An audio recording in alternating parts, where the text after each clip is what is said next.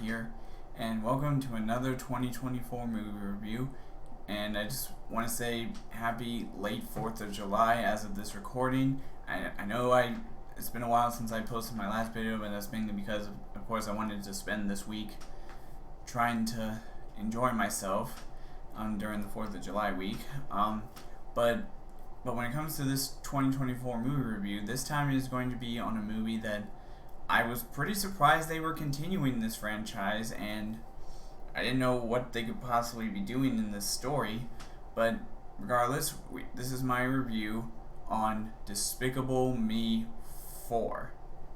Yep, the 4th Despicable Me movie in the franchise, and technically it's the 6th movie overall for this franchise.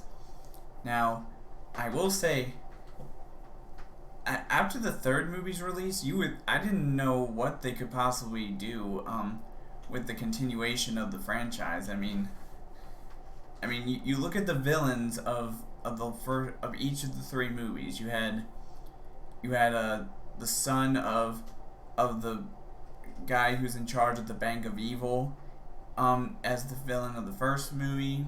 You had El Macho who was a Mexican themed villain in the 2nd movie, and then you had Balthazar Brad, an 80s type villain.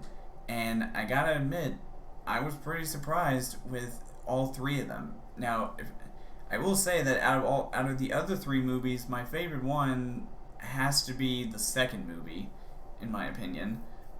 But out of all 4 of these, the first 2 movies are probably my favorite ones. I mean, it's like I said, this movie, I don't know what, again, trying not to give away too many spoilers, this movie, the way they did the story in this movie, I thought was interesting, but, and it was nice to see them kind of, like, tie it back into to both the Minions movies that came out that are considered prequels. But I gotta be honest, I don't know, there was one scene near the very end that I was kind of surprised at. Again, I don't want to give away too many spoilers, but again, Despicable Me 4 it wasn't as good as I was hoping it would be, but I thought it was an okay film still, regardless. I mean, it wasn't that terrible. I just feel like it could have done better. Now, I just hope that they don't try to do the same thing that they did with the Toy Story movies, because speaking of which, there is a 5th Toy Story movie coming out, but now I'm worried that it's going to have a similar thing to what this movie did, and it's going to just try to drag on the franchise as much as possible, because to be fair, Despicable Me was the first movie that came out from Illumination, as far as I'm aware, and all of Illumination is heavily centered around the Minions specifically, so it just makes sense that they try to keep dragging this franchise on as much as possible. But the way they did this 4th movie story, I will admit, was not as good as I was hoping. But I still thought it was an okay film. It was pretty entertaining, and hopefully, if they decide to continue this franchise, I'm hoping that they do come up with a much better story for a 5th installment. But for now, let me give you my rating of this movie.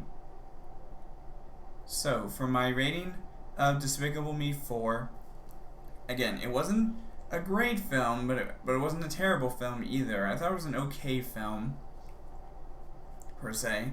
I'm probably going to have to give Despicable Me 4 a 3 out of 5.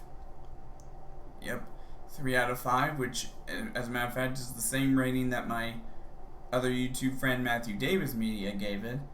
Again, he may have a better explanation as to why this movie didn't do as well as we hoped it would, but again, I still thought it was an okay film.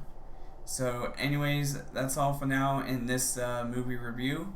And as always, I will see all you guys in the next video.